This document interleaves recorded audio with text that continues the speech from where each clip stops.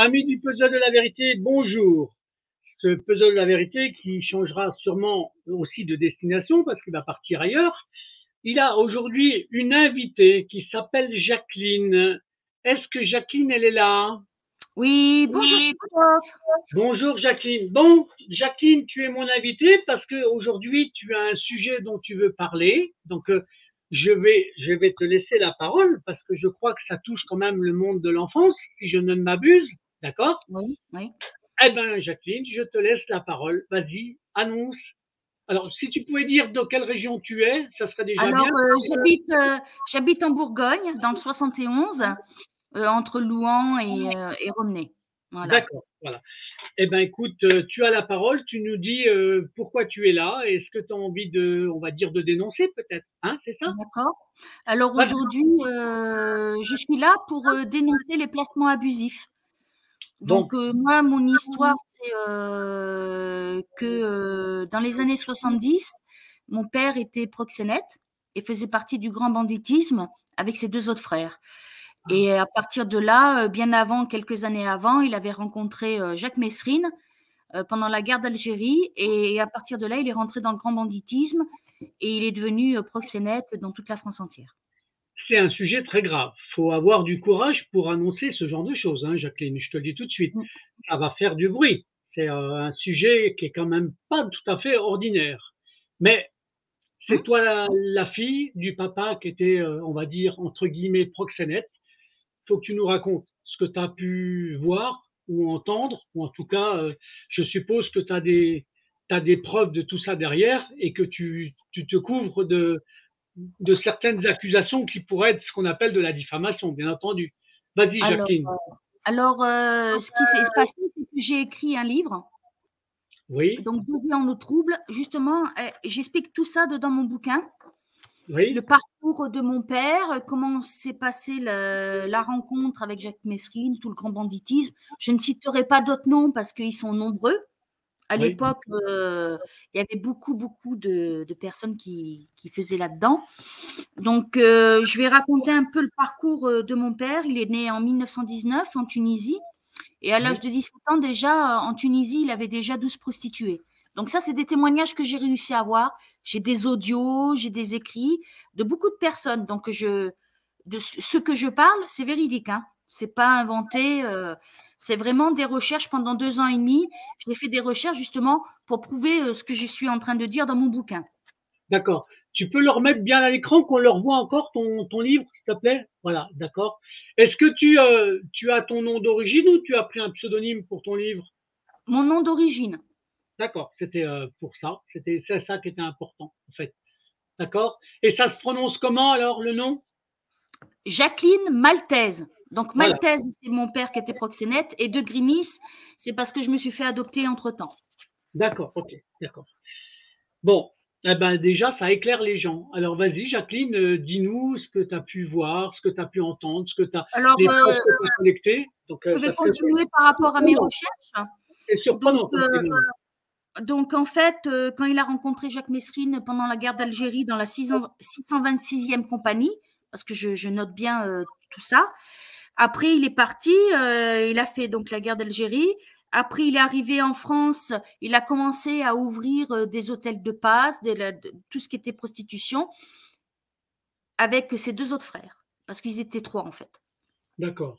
Voilà. Donc, il a fait quelques séjours en prison. Il est ressorti. Il a refait toujours ses réseaux de prostitution. Et jusque dans les années 70, 72 et 74, là où ses autres frères continuaient à faire du proxénétisme, lui, il a été incarcéré, je sais plus, sur Marseille ou Draguignan, une des deux prisons. Et à partir de là, quand il est sorti de prison, il a réussi à avoir ma garde, alors que normalement, j'aurais dû être adoptée. D'accord.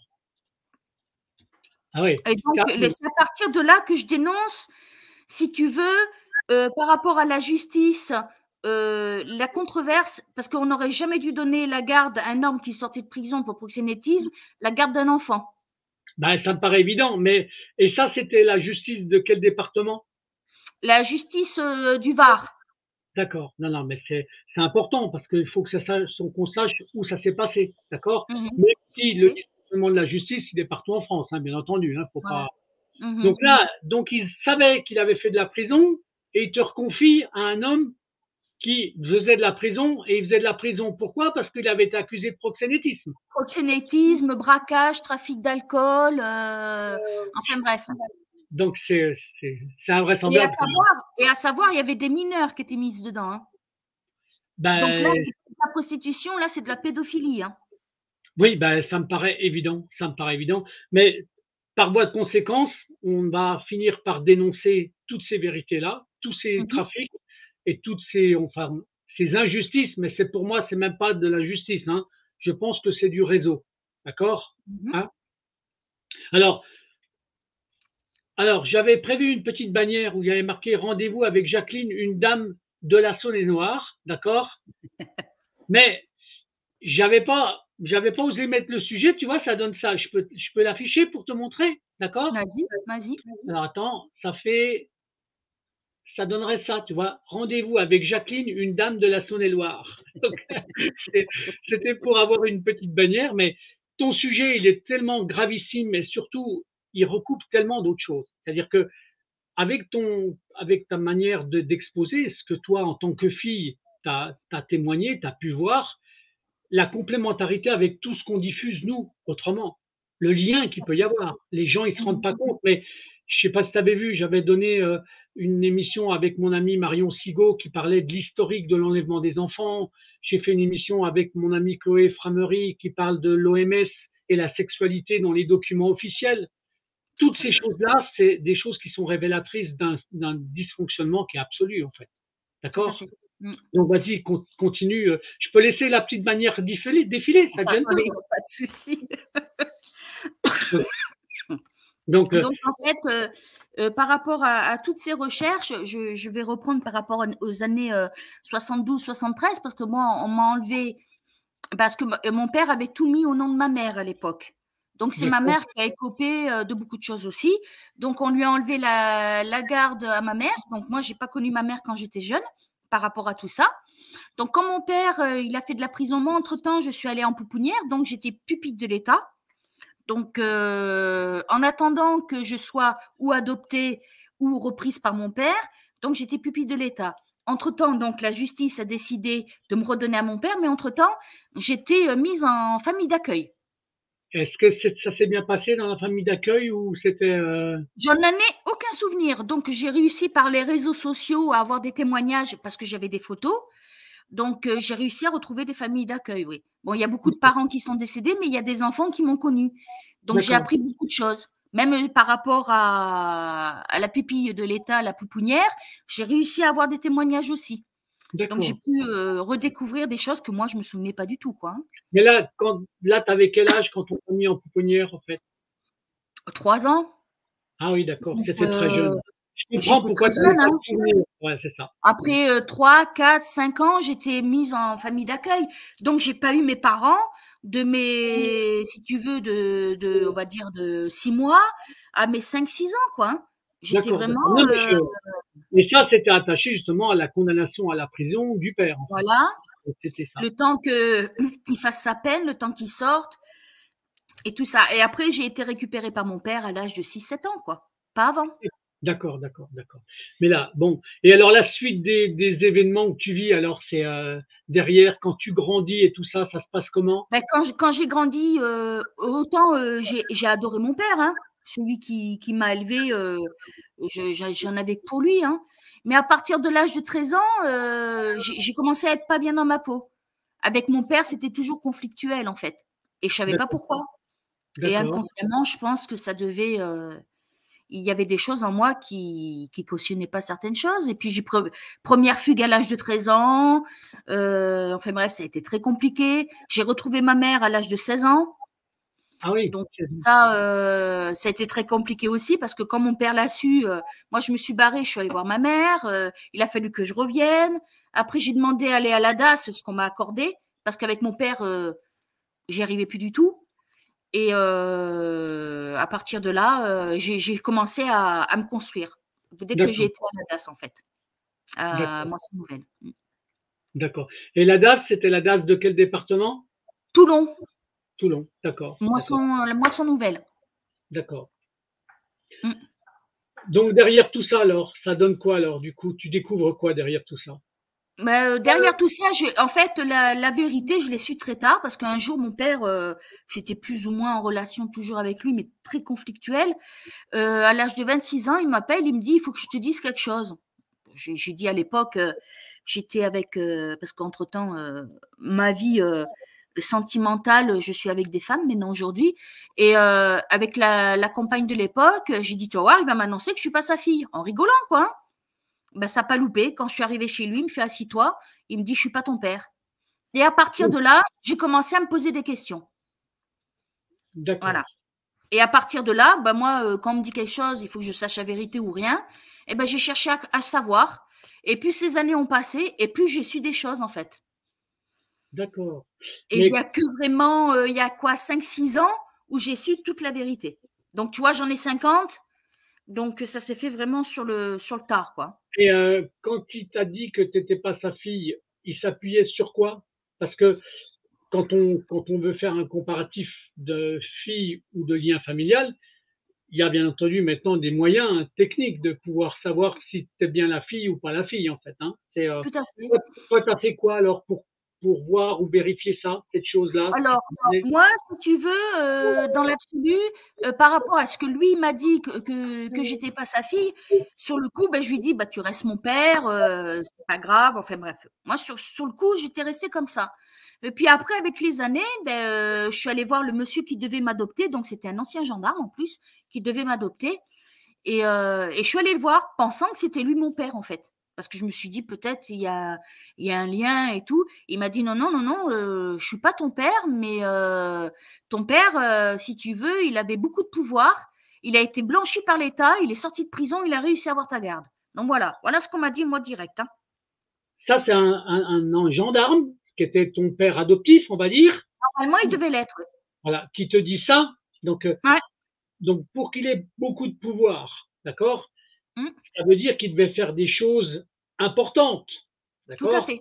Mm, Il me rappelle une histoire que racontait quelqu'un, peut-être que ton père il a connu, d'accord, mhm. quelqu'un avec qui j'ai déjà discuté plusieurs fois au téléphone, où j'ai lu ses livres. Est-ce que le nom de Gérard Fauré, ça te dit quelque chose?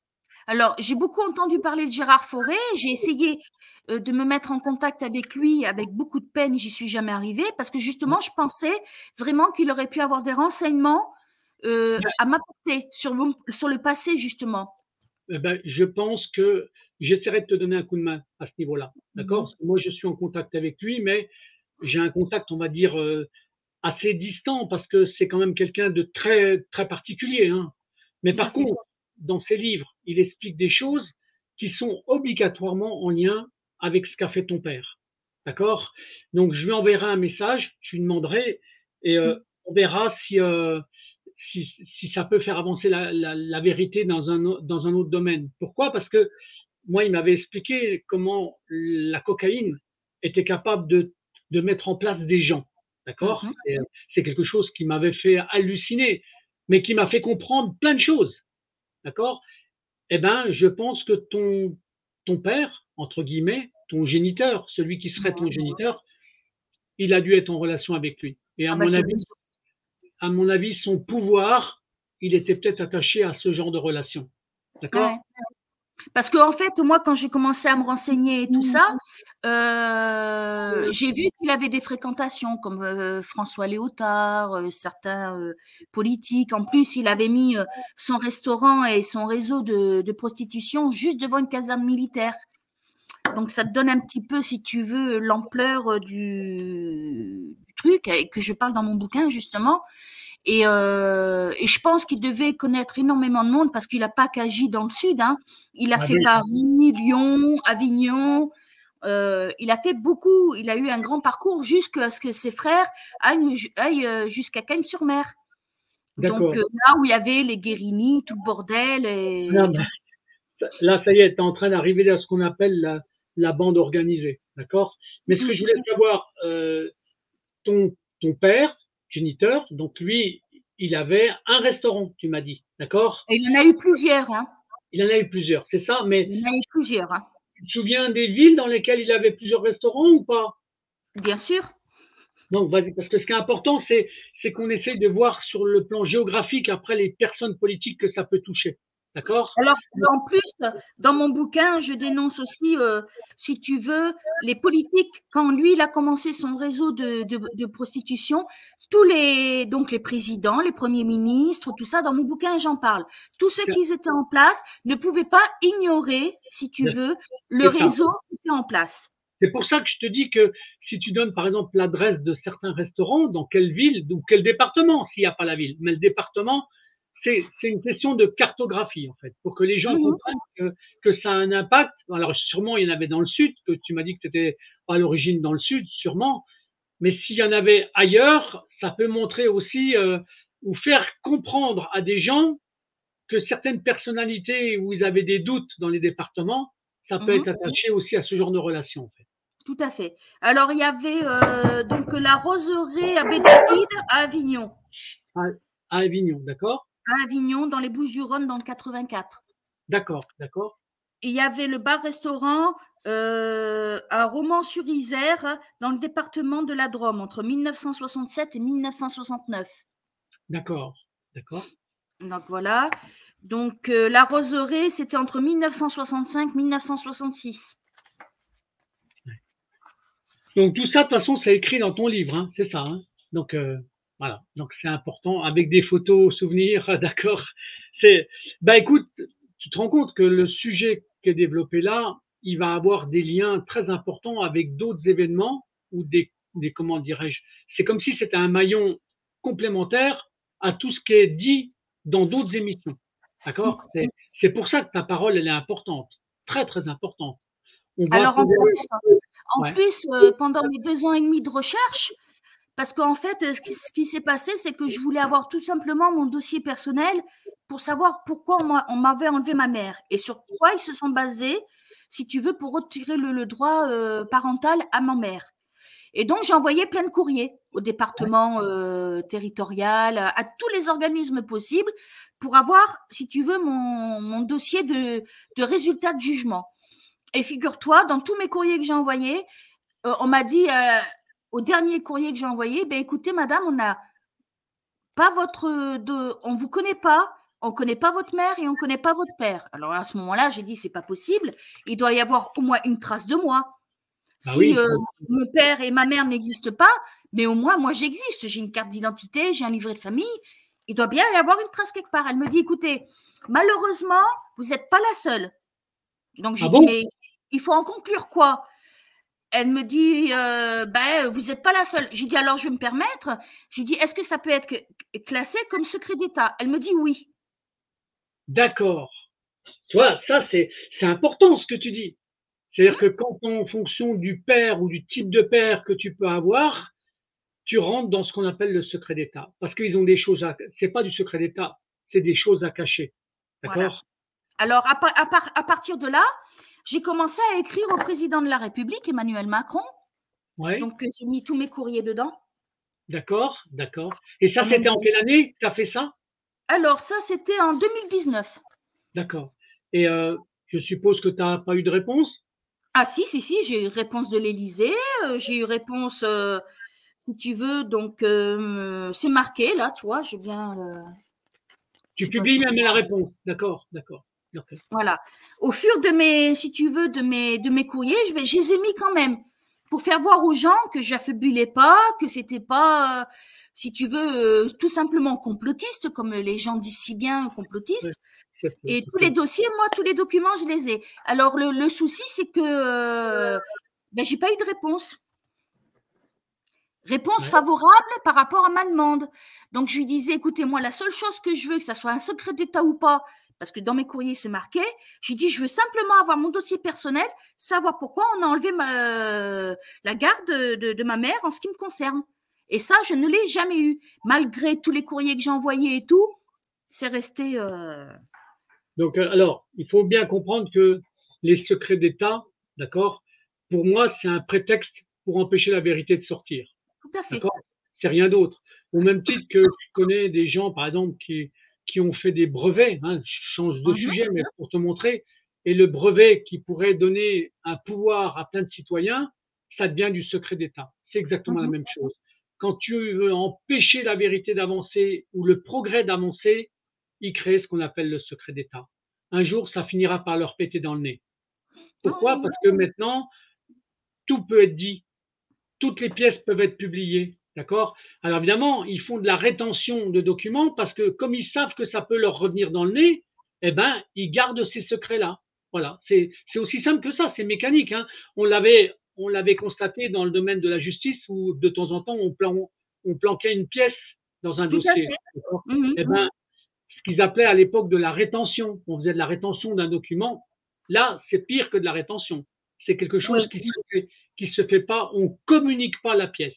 D'accord? Pourquoi? Parce que maintenant, ben, tu pourrais la photocopier, tu pourrais la numériser, puis tu pourrais la publier. Donc, et ça les emmerde. D'accord? Mais Tout alors, du coup, donc, ça, c'était récent, tu m'as dit en 2019. 2019. Et donc, on est en 2023, tu n'as toujours pas de réponse à ce sujet-là. Ah non. Non, je n'en ai pas. Alors, dans mon bouquin, à l'époque, les gouvernements successifs, donc je note bien, ça va de Pompidou, bon, pour te dire, hein, ça va de Pompidou à ça remonte loin, 40 ans, tu sais, ça commence à causer. Hein. Non, mais bien sûr, bien sûr. Donc, on en est à... Est-ce qu'on a le droit de supputer que nos élus profitaient des réseaux de prostitution? Je peux supputer très bien, moi. D'accord, voilà. Moi, je pose la question. J'en suis intimement convaincue. D'accord. Donc, du coup, quand ils sont... C'est marrant parce que ça rejoint ce qu'exposait Gérard Fauré quand il expliquait que quand ils étaient sous la cocaïne, on pouvait les filmer, ils ne se rappelaient plus de ce qu'ils avaient fait, puis après, on les mettait en place, on les déchantait. D'accord? C'est-à-dire, on les mettait en place dans le pouvoir, dans la justice, partout, dans tous les services. Et après, on obtenait d'eux ce qu'on voulait. Ça s'appelle le chantage. D'accord? Et le chantage, il est obtenu grâce à quoi? Grâce à l'impact de la cocaïne de certaines personnes. Voilà. Donc, moi, je vais aller plus loin. Moi, je vais aller plus loin. Parce que j'ai encore un témoignage qui risque peut-être d'arriver d'un monsieur qui habite en Corse et qui a mis les Guérini en place. Pour te dire, ça va très, très loin. C'est un monsieur qui a plus de 90 ans, donc c'est un ancien. Donc, j'attends un témoignage assez important pour voir si je peux avoir des renseignements là-dessus. Mais t'as vu que j'avais des liens avec la Corse quand même, hein? Ouais. J'ai vu. Tu sais pourquoi quand même, non? Non, mais tu vas me dire, non? En fait, c'est simplement que mon nom d'origine, parce que moi j'ai un surnom que m'ont donné les musiciens, je le rappelle. Hein, donc pourquoi? Parce que moi j'ai été victime de la mafia des tribunaux de commerce. Vous savez, c'est ces mandataires judiciaires qui volent tous les entrepreneurs. Donc moi j'ai pas honte de dire que j'ai eu affaire à des escrocs professionnels. Mais dans une de mes sociétés, il y en a une qui s'appelait Le Caribou. Et c'était un club de blues, un club musical, une boîte à chansons québécoise qui était installée dans le Perche, d'accord, dans l'Orne. Et les musiciens m'ont surnommé comme ça. Donc j'ai gardé le surnom. Mais derrière ce surnom, je me cache pas derrière un surnom. Mon vrai nom, c'est un nom italien quand la Corse était italienne. D'accord? Mon nom de famille, c'est Fiamma. D'accord? F-I-A-2-M-A. Et c'est, on va dire, c'est un nom corse parce qu'il existe encore en Corse. On a encore des amitiés. On a même une histoire en Corse dans une région qui s'appelle le Zicavo, qui est une sorte de territoire des Fiamma. D'accord? C'est assez drôle. Mais voilà, j'ai gardé mon surnom, le Caribouman, parce que je le trouvais mignon et ça faisait un lien avec le Québec, le Canada. Donc voilà. C'est sympa. Voilà. Mais je me cache pas. Et donc, du coup, ben, je mets bien mon drapeau corse derrière avec mes amitiés avec les Corses. Voilà, c'est tout. D'accord. Donc, moi, je vais en revenir par rapport à toi, tu parlais de la drogue et pour faire chanter, mais moi, je vais aller plus loin par rapport au proxénétisme. Parce que dans les années très lointaines, le proxénétisme finançait les politiques. Bien sûr. Non, mais par rapport aux élections ou tout ça, l'argent était redonné aux politiques pour pouvoir être élus après. Alors, tu vois, ce qui est drôle, c'est que toi, tu parles de l'argent, on va dire de l'argent sale, d'accord? Donc, Mmh. mais il existait aussi une méthodologie par les 400 mandataires qui liquidaient les entreprises en vol de patrimoine, qui enrichissait aussi le monde politique, le monde juridique et le monde, on va dire, entre guillemets, le juridique, le politique et artistique, d'accord? Voire Mmh. même les élus locaux. Pourquoi? Parce que les biens qui étaient volés, les maisons, les terrains, ils étaient bradés essentiellement à des autorités. D'accord. Alors tu vois après quoi le lien qu'il y a entre On en l'argent est de pas la loin, hein. prostitution, le lien de la drogue, voilà. Tout est C'est tout lié. ça que, ben, bien sûr, c'est ça qu'il faut que les gens comprennent en fait. Tout est lié, hein, d'accord. Mmh. Mais ça va finir par se savoir à force d'être dénoncé dans tous les domaines. Il faut. Hein, d'accord. Donc là, donc toi pour l'instant dans les euh, dans les constats que tu as fait, parce qu'on parlait aussi du monde de l'enfance, tu parlais surtout du monde de la prostitution. Oui, Euh, donc, qui dit prostitution dit aussi l'usage des enfants qui étaient placés abusivement dans la tout à fait. prostitution. C'est Je parle ça? de l'ASE dans mon bouquin, je parle de l'ASE, je parle de la justice, le rôle, qu'elle en fait et les placements abusifs. Voilà, je parle de ça aussi dans mon livre. D'accord. Donc, c'est très important. Toi, pour moi, c'est un témoignage qui est révélateur parce que on n'a pas finalisé tout à l'heure le constat. Je suis peut-être répétitif sur ça, mais est-ce que du coup, quand ton père il t'avait dit que tu n'étais pas sa fille, ça a donné quoi en fait? T'as pas eu du Alors tout de réponse? ça a donné qu'en fait, j'ai pas vraiment recherché mon vrai père. Alors, il a vraiment su qu'en fait, j'étais pas sa fille, parce que bon, ou c'était ma mère qui lui a dit, ou je sais pas vraiment comment ça s'est passé, mais en fait, je suis pas sa fille du tout, hein. Beh, quelque part, j'en suis ravie, hein. J'ai pas D'accord. hérité des gènes, si tu veux, catastrophiques de ce côté-là. Donc, il t'avait reconnu simplement à la naissance. Voilà. Tu portes son nom, Oui. mais pour la génétique, c'était pas du tout ça en fait. Non. Bon, ça peut arriver, hein, ça peut arriver, d'accord. Donc, Mmh. mais là, donc en fin de compte, tu te sens même le droit de raconter cet épisode-là. Donc ça me paraît Bah, disons évident. que pour moi déjà avant tout, c'est une thérapie parce que, j'étais plus que broyée et je te garantis que j'ai passé des moments, qui étaient pas cool. Donc j'ai Ben, fait, beaucoup de tentatives de suicide, enfin bref, c'était très compliqué et aujourd'hui pour moi, si tu veux, c'est, le fait d'avoir écrit mon livre, c'est surtout une thérapie parce que moi, pour moi, ça a été un soulagement de livrer, si tu veux, toute la souffrance que j'ai eue. tu fais une sorte d'exorcisme en fait. Ah, complètement. Voilà, Depuis, si tu veux, je peux en parler, et puis j'ai su pardonner aussi. Parce que j'étais obligée de pardonner pour avancer. Mais j'oublie pas. voilà, c'est C'est ça, c'est ça. la grande différence. Là, j'ai encore un de mes oncles qui est encore en vie, qui a plus de 80 ans, qui a fait partie justement de ce réseau-là. Je lui ai écrit une lettre que j'ai marquée dans mon bouquin. J'ai jamais eu de nouvelles, hein. Ben, J'ai bien sûr. jamais eu de nouvelles, hein. Je te dis sincèrement, quand le livre est sorti, ah bah, bien entendu, ça fait tout un bordel Ben, forcément parce que ça me paraît évident que ça entre guillemets, ça veut dire remuer de la merde. Hein. Faut être voilà clair. et C'est ça? puis ça a été un très, très gros, secret de famille, hein. Ah ben oui. Je te garantis qu'un truc comme ça, c'est pas chez toutes les familles que ça se passe, quoi, hein. C'est pas Ben, tu te rends compte que le nom de famille que tu as, il est connecté maintenant avec la prostitution. Donc tu te doutes voilà. bien que ça, c'est des révélations qui peuvent être dramatiques. Alors bien entendu, les enfants de ces trois garçons, de ces trois frères-là, sont pas du tout responsables de Ah ça. du tout, du Donc, tout. il faut bien que, Heu voilà, il Bien suffit, entendu, voilà, quand j'ai écrit mon livre, ils ont bien tous compris pourquoi je l'avais fait. Parce que mais c'était bon, pas sur le jugement, mais c'est pour dire la vérité. En ben, bien aucun sûr, cas, j'ai fait preuve de jugement, mais si tu veux, je leur ai dit: «Comment vous avez pu? Comment vous avez pu faire des actes comme ça?» Tout simplement ben, bien sûr. et à partir de là, j'ai écrit ma souffrance et tout parce que j'ai encore, demi-frères, demi-sœurs. Eux, de leur côté, ils veulent plus en entendre parler, ce que je peux comprendre parce que ça a Ben, été bien très sûr, douloureux. ben, bien sûr. Chacun gère son passé comme il a envie. Chacun gère, voilà, pour eux, Oui, c'est voilà, c'est ça. terminé. c'est la même chose que si, par exemple, les deux frères de ton père, donc on va dire ton père Mmh. d'origine, Mmh. si eux, ils ont eu des enfants, c'est pareil, Mmh. ils sont pas responsables. Donc, ce serait Tout tes à fait, neveux, ils ont aucune responsabilité sur ça. Je pense que même ils peuvent avoir de la souffrance à mmh, avoir un historique pareil, même tout à si fait. ils n'en sont pas responsables. Est-ce que, par exemple, ils ont eu des enfants, ces frères? Ouais. Oui, oui, oui, oui. Oui, oui. Il y a eu des enfants, j'ai des cousins, des cousines, oui, oui, j'en ai.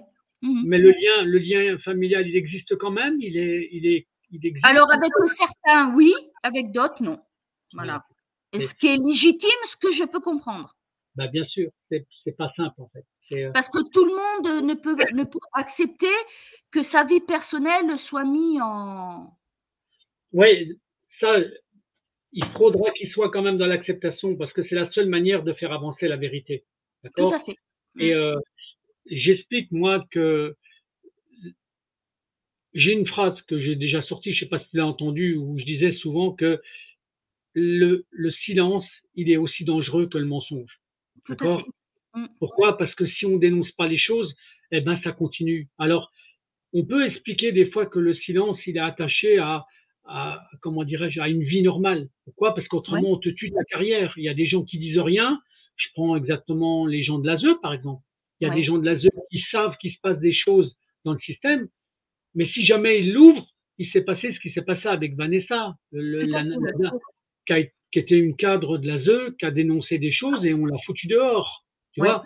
Mmh Eh mh. ben, c'est exactement pareil dans le monde des gendarmes, dans le monde de la police, dans le monde de l'administration, où tu as plein de services comme ça, où ils se taisent parce que ils ont une charge familiale, parce qu'ils ont des emprunts avec une maison, parce que et ça pour moi c'est le chantage le plus dangereux en fait. Voilà, Ouais. donc il arrivera un moment, ça finira par passer Je par-dessus. je veux juste te dire qu'il y a eu énormément d'enfants nés de la prostitution du réseau de mon père, hein, parce que j'en ai retrouvé, hein. Ah oui? T'en as retrouvé? J'en ai Et retrouvé. Par contre, je ne les cite pas dans mon bouquin parce que c'est leur propre histoire personnelle. Donc, je ne pouvais pas, si tu veux, parler d'eux, mais d'accord. j'en ai retrouvé. Donc, par contre, je voulais passer aussi le message, les enfants nés de la prostitution, c'est les grands oubliés de la société, hein. Alors, quand ils sont nés de la prostitution, ce sont des enfants qui sont abandonnés, je suppose? Alors, c'est des enfants ou qui sont abandonnés, qui sont placés, comme ça a été le cas dans ma famille, qui ont été placés, si tu veux, dans le service adoptif, parce que Ouais, les grands-parents ne voulaient pas ou les parents ne voulaient pas d'enfants de la prostitution, parce qu'ils avaient honte de leur fille ou peu ouais, importe les ça arrive. raisons, ils voulaient pas ces enfants-là. Ou tu en as d'autres qui sont restés et qui sont prostitués aussi. Putain, tu vois, c'est ça, ce genre de. Un jour, ces enfants-là, nés de la prostitution, un jour, ils finiront par le dénoncer. Je sais pas si tu avais vu J'espère. la vidéo que j'avais faite avec un garçon de 30 ans qui s'appelle Vince. Tu l'avais vu ça, où il Non, j'ai racontait pas vu. qu'il avait, qu'il avait été enlevé par la DAS, d'accord, et, et qui est dans les services sociaux à cause de la DAS, il avait subi la pédophilie, tu vois, D'accord. et c'est lui qui le raconte. Eh ben, les enfants qui sont victimes de la prostitution, qui sont des résultats de la prostitution, Mhm. un jour, ils auront la parole. En tout cas, si un jour, il y en a un qui voulait me contacter pour parler, bien sûr, je lui donnerai la parole. Il Pourquoi? faut. Parce que c'est ce qui peut éclairer les gens du mécanisme de tout ce qui se passe. D'accord? Mm. Et, et la souffrance pour ces enfants-là, elle doit être, qui sont devenus des adultes, elle doit être terrible. C'est Mm. la même chose que quand les enfants qui sont victimes de pédophilie, pour certains, il y a un pourcentage qui reproduisent la chose qu'ils ont vécue. Malheureusement, c'est ça. Et c'est ça les plus grands travers qu'on peut constater, malheureusement. Et ça, c'est constaté par des médecins, par des psychologues, par voilà. Donc là, en tout cas, Jacqueline, ton information, ton livre, tu rappelles le titre de ton livre, encore une fois, parce qu'il faut bien C'est le. deux vies en eau trouble en Voilà, mémoire des victimes du système. d'accord. Voilà, c'est très important. D'accord. J'espère qu'il y a plein de gens qui te l'achèteront parce que tu le vends combien pour que les gens sachent ça? 10,50 €. Voilà, donc c'est pas très cher. D'accord. Mm. Voilà, Mm. donc maintenant, en complément de tout ça, tu aurais quoi d'autre à dire encore? Tu aurais Il y aurait des choses à dire. Hein. Quoi d'autre à dire? Que le gouvernement fait pas son boulot, que la justice est complètement dépassée, que le rôle de l'ASE est complètement dépassé aussi, qu'il faudrait peut-être mettre une structure adaptée qui fasse la liaison entre l'ASE et la justice avec des personnes indépendantes qui contrôlent plus, si tu veux, les dossiers qui sont mis et à qui on enlève les enfants des parents. Peut-être qu'il y ait plus de contrôle avec une structure indépendante. Ouais, c'est ça. Mais le problème, alors bien sûr, ça je peux le comprendre. Encore faut-il que cette structure indépendante soit pas une structure qui ne soit intéressée que par l'argent. Parce que je te rappelle quand même que dans ce monde-là, il y a beaucoup d'argent qui circule, hein, beaucoup d'argent. Et c'est justement cet argent qui circule qui pervertit le système. Même si tu as du système privé qui côtoie le système, on va dire, administratif, tu t'aperçois que le mélange des genres n'a d'intérêt que sur l'argent qui circule dans ces milieux-là. D'accord? Moi, j'ai des gens qui donnent des chiffres. Le placement d'un enfant, ce que ça représente. Je sais, j'ai fait une conférence là-dessus il n'y a pas longtemps, il y a 3 semaines, un mois.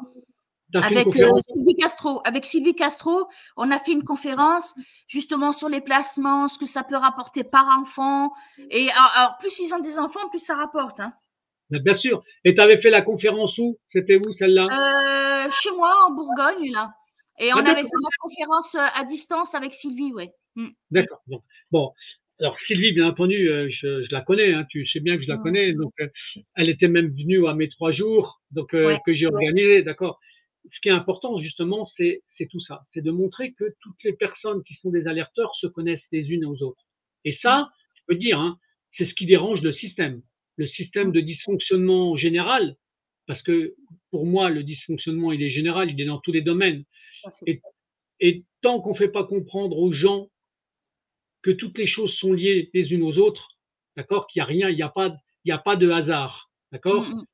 Donc les témoignages pour moi sont très importants. Donc et ton témoignage à toi d'aujourd'hui là, c'est quelque chose qui va être complémentaire pour que les gens comprennent tout ce qui se passe dans notre pays. Hein.